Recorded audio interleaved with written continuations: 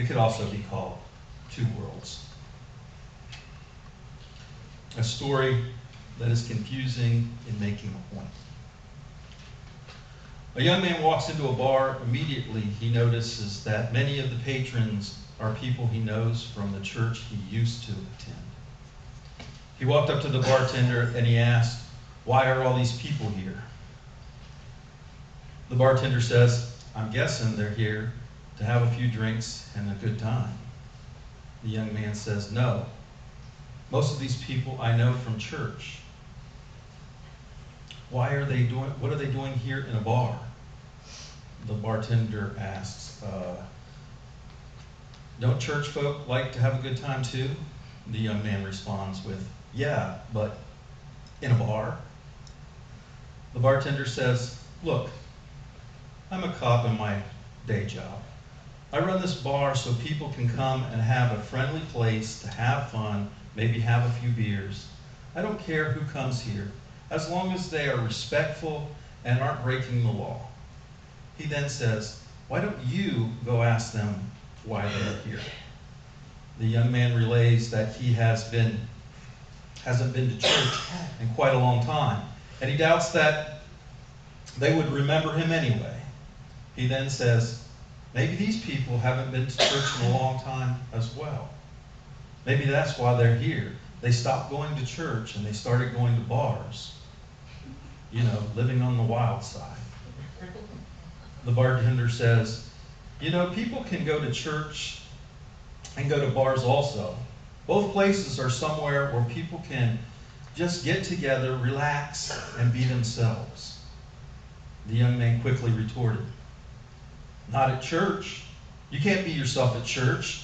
Everyone will see you for who you really are. Then they'll ask you to leave." He continues, "But here I can be myself, just sitting here, sipping my beer, listening to the jukebox, and maybe shooting a little pool." At that, the young man slaps a $5 bill on the bar and says, "Speaking of beers, I'll take a bottle of Coors Light." The bartender says, "Yeah, well, I'll have to see your ID first."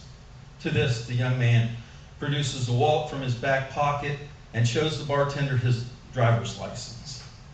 The bartender takes one look at it and says, "Seems like you can't be yourself here either, Mr. Bobby Boucher." The young man says, "What are you talking about?" To which the bartender reaches under the bar and reveals a small cigar box, which he opens, and there in the box are 3 other driver's licenses with the same name on them. Bobby Boucher.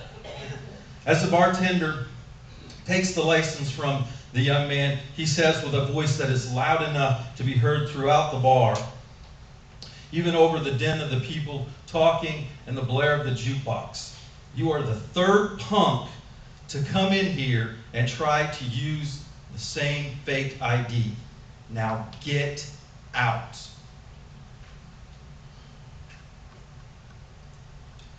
What is the point of this story? Don't use a fake ID at a bar. People go to church and can still go to bars and have a good time. You can be yourself at church and at a bar, or you can't be yourself at church and at a bar. What if I told you this story is about talking too much? Talking too much when you're doing something wrong. See, this is how criminals get caught. When interviewed, they keep talking. This story was intended as a police detective exam. Question. Story. It challenges the person to be being tested to read between the lines. To read between the lines. Sometimes things are just esoteric in nature. That is, you don't know what they're about until someone takes the time to explain it to you. Christianity has the same esoteric nature. I can't think of one person that is a Christian, a true Christian, not by one in name alone, without someone explaining to them what Christianity is all about. You can read the New Testament, but that won't make you a Christian. You can read the whole Bible, for that matter, and you'll still have questions. You can come to church, you can mimic what everyone else is doing. Just go through the motions. But this doesn't make you a Christian. No, being a Christian is a deep knowledge, an understanding that can only be taught by someone that has this same deep understanding. That is why Jesus says in Matthew 13:12, when asked about why he taught with parables, he said, though seeing, they do not see. Though hearing, they do not hear or understand. In them is fulfilled the prophecy of Isaiah. You will be ever hearing, but never understanding. You will be ever seeing, but never perceiving. For the people's heart has become callous. They hardly hear with their ears, and they have closed their eyes. Otherwise, they might see with their eyes, hear with their ears, and understand with their hearts. Jesus taught in parables most of the time. Parables are a story that relates a common occurrence to a point.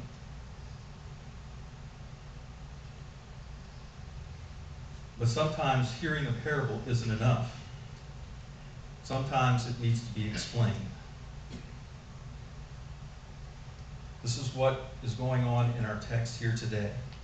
Jesus is trying to tell the disciples that all is not going to be champagne and roses just because you've decided to be a Christian, just because you've decided to follow Christ. Just because Christ came to the earth, God came to earth to instruct human personally, does not mean that everyone will listen or even care. There are still going to be troubles and conflicts. Did you hear the text? I don't know if you noticed, but I think she memorized that.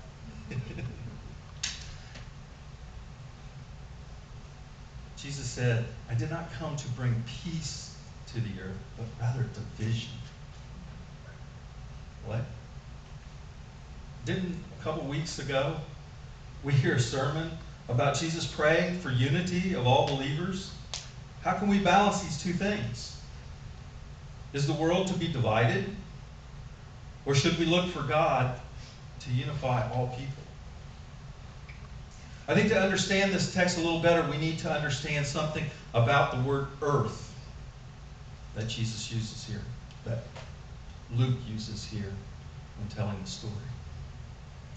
There are three words that are sometimes used synonymously, both in English and in Greek. The word earth, meaning the planet, the ground that we stand on, the physical earth. There's also the word world, as in everything, from people to animals to plants to planets to basically the universe, the world. And then there is society, sometimes called cultures, or sometimes called worlds themselves, when referring to the different people of the earth, the different groups. In his writings, Luke uses all three, and he uses them in the Greek words. Now, here you go. I'm going to throw out all this money that I've for my seminary, so you can see I've actually taken and learned a little bit of Greek. The use of the word gay, which Luke uses to represent the earth, the physical ground or planet. This is the word that is used here today. This should not be confused with the word oikoumene, which Luke uses to represent the people. All the different races, basically the different cultures. It would be like saying the entertainment world, or the sports world, or the political world. This represents the peoples in a genre or a culture. While the third word that Luke uses is cosmos. And that may sound familiar. That is referring to everything, the earth, the people on the earth, basically the universe, the cosmos. So with this little bit of knowledge we have, what is Jesus trying to say? That he came to bring division not to the universe, not to the world created, or to the different cultures, but to all the people on the earth, the planet, or to all the people on the earth of the planet. But he breaks it down to the smallest culture there is. Notice that Jesus says the division will be with the family. The family. You can't get any smaller than that. Unless you have the individual, but then you have some kind of psychological thing going on. You've got conflict amongst yourself. But he says the family. Father against father, or father against son, mother against daughter, mother-in-law against daughter-in-law. And notice that it is between the groups, individuals. He doesn't say groups of people. He breaks it down to individuals. Jesus is not coming to bring war between races or different cultures, but it will fall on an individual level, even to that smallest, which should be the most greatest, unifying, the family. But what is this division? And why is this division? To answer this, I'd like to introduce you to a man by the name of Walter Wink. Walter Wink, in his book, The Powers to Be, and the following books in the series, Powers and Authorities, has an interesting understanding of Christianity. And I think this is the best way to understand what is being said here in our text. In this series of books, Wink bases his understanding of Christianity on Ephesians chapter 6, especially verse 12. For our struggle is not against flesh and blood, but against rulers, against authorities, against powers of this dark world, and against the spiritual forces of evil in the heavenly realms. Then this is talking about the world, the global society that makes up humankind. Wink suggests that many, if not all people, have come under the influence of these powers and authorities that run contrary to God's given purpose for creation. By not following these influences, and by not seeking power or authority or wealth or anything that is against the equality of all people, and by denying selfish ambitions, instead seeking the well-being of others, Wink says this is the message of Jesus. This is an extremely difficult life to lead, though. Why would anyone want to live like that? Basically, living outside of what nearly all the people see as a normal way of life. See, there are those that claim to be Christians and show signs of understanding what it means. That is, they show no sign of understanding what it means to be a Christian. The other day, we made it into a sermon. I was talking with Cindy. She hates when I do that, by the way. And we were talking about being a Christian and what that means. And I told her that some people think that being a Christian is a badge of honor. They wear the title Christian as a badge of honor. That is, if they truly follow Christ and lead a life that is in step with love, compassion, seeking justice and equality for all, these are noble traits. And those people want a badge of honor like that. Yet they're not willing to live up to that noble traits. They're simply calling themselves Christians. Kind of like wearing a military uniform with all the awards and honors and ribbons and never actually earning them. They want the respect without living the life. There are Christians like that, Christians in name only. The same way, they want respect without living the life. Unfortunately, we can trace this kind of thinking back a long way in Christianity. The Constantinian shift. I don't know if anybody's ever heard of that before. I think this is where Christianity has started to get off track a little bit, where people have been fooled. What the Constantinian shift was a shift in Christianity from being a separate culture within their own culture, within the world, and then blending back into the culture of the world. Under the Emperor Constantine in the 4th century, the persecution of Christianity stopped, and the Christians were welcomed into the empire. Later, Christianity was made a religion of the empire, the religion of the empire. Christians went from being enemies of the state, enemies of the empire, to being friends of the state. And yet, the empire itself never changed. It still used power, violence, intimidation to achieve its wants and desires. A simple survey of history of the Holy Roman Empire and the sordid past of the church in Europe over the years will show that, to take from the words of John of Patmos, that's the author of the book of Revelation, Christianity had lost its first love.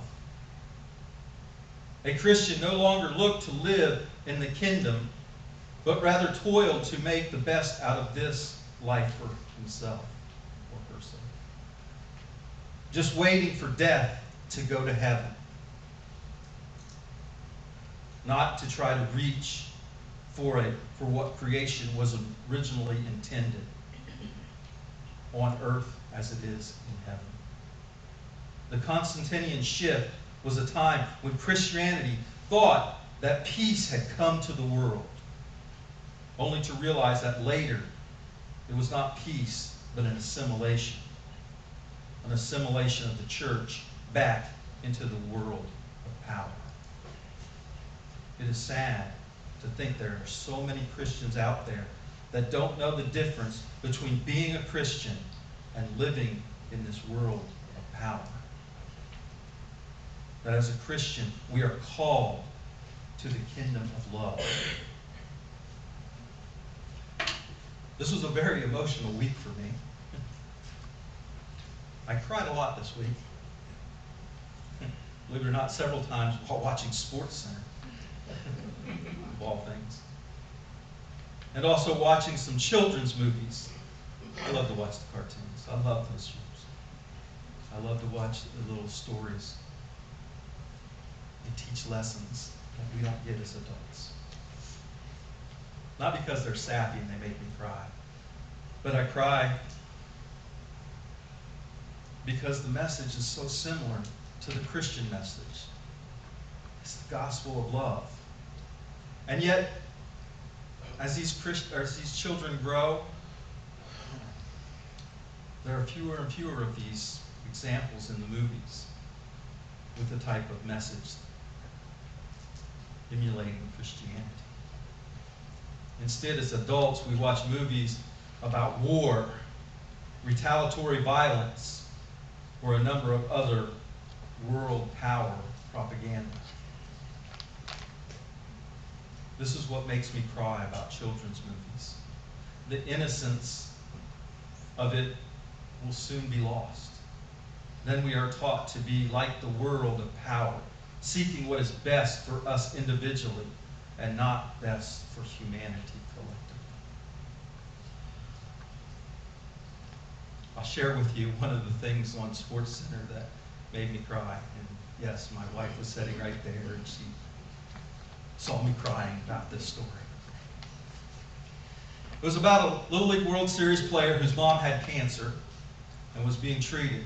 And because of this, they weren't sure she was going to be able to make it to the Little League World Series and see her son play. Well, the doctors finally agreed that she would be healthy enough to go for a week to make the trip. She received the news on Tuesday, and on Friday, she was sitting in the Little League World Series stadium watching her son play ball. Being interviewed by one of the reporters, just then, as the interview was going on,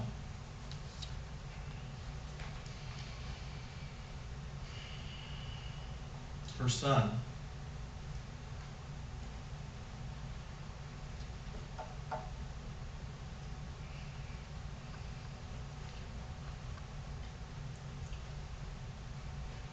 makes an outstanding play.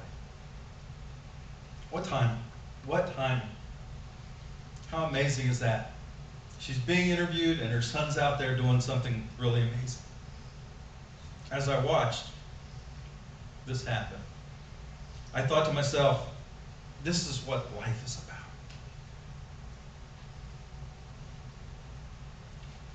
This is what life is about.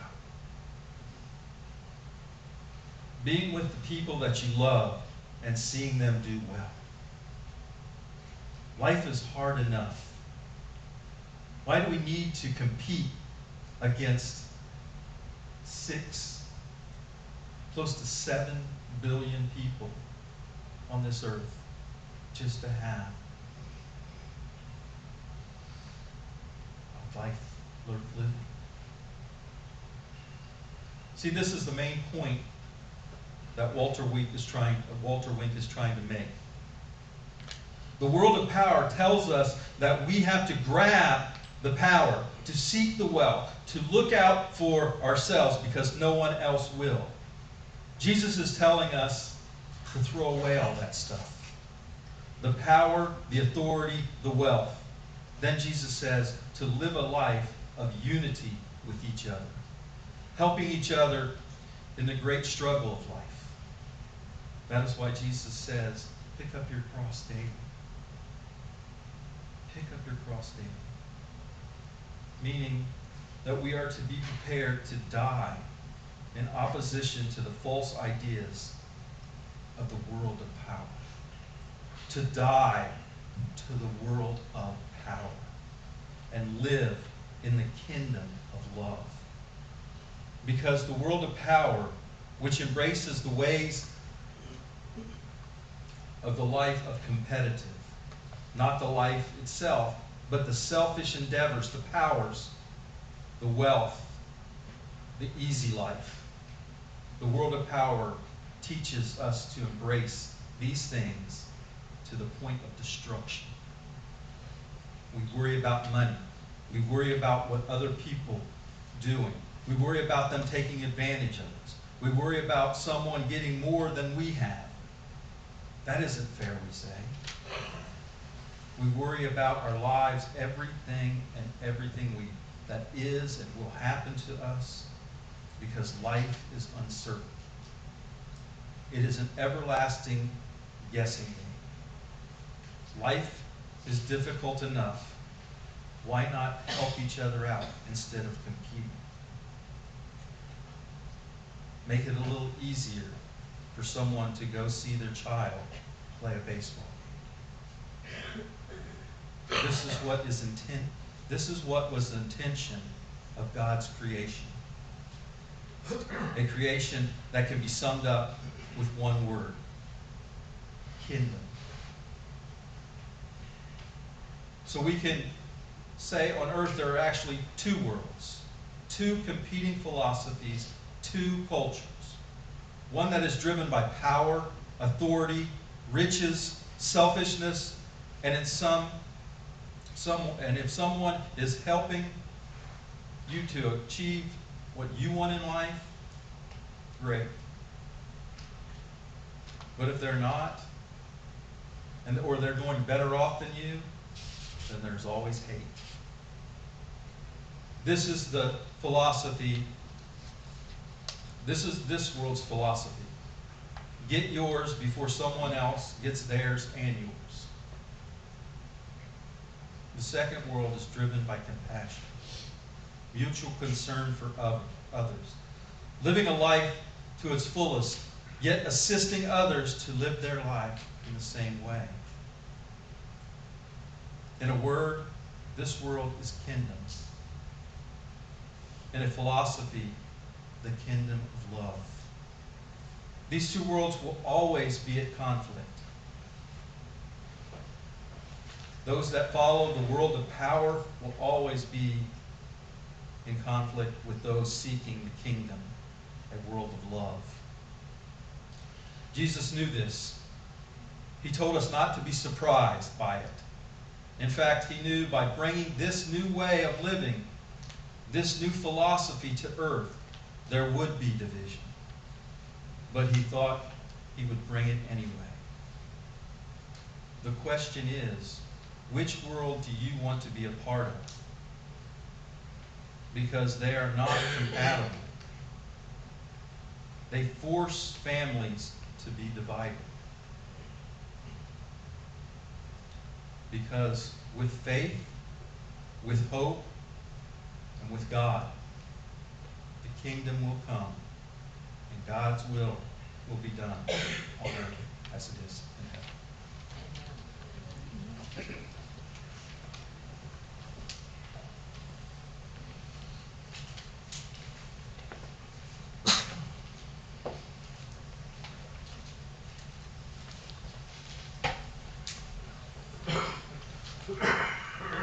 Your bulletin says flawless. We'll see. I am proud to say that this song was written by my son during a time of grief for our family. So in this time of grief, I'd like to bring a song of grief and hope.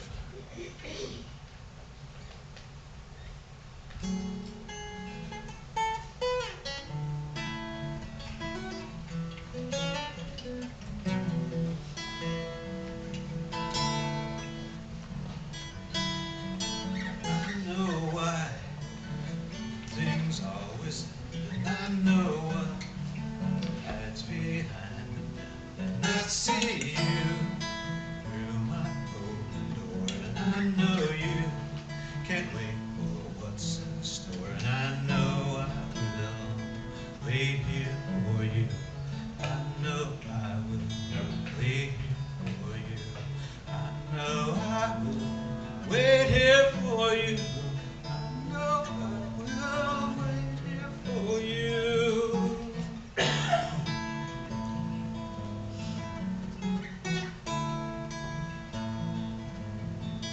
I know why the sun will always rise, and I know what hides behind those eyes, and I see you, you see me too, and I know you did all you could do, and I know I will wait here for you. I know I will wait here for you. I know I will wait here for you. I know I will wait here for you.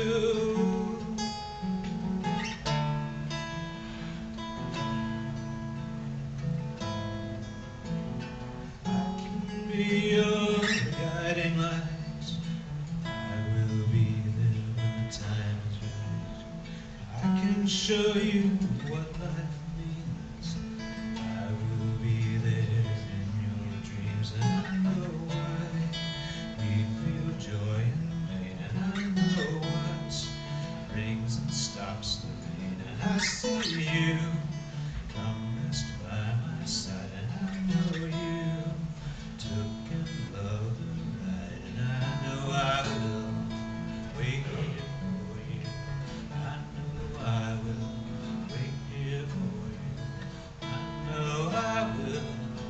here for you. I know I will wait here for you. I know I will wait here for you. I know I will wait here for you. I know I will wait here for you.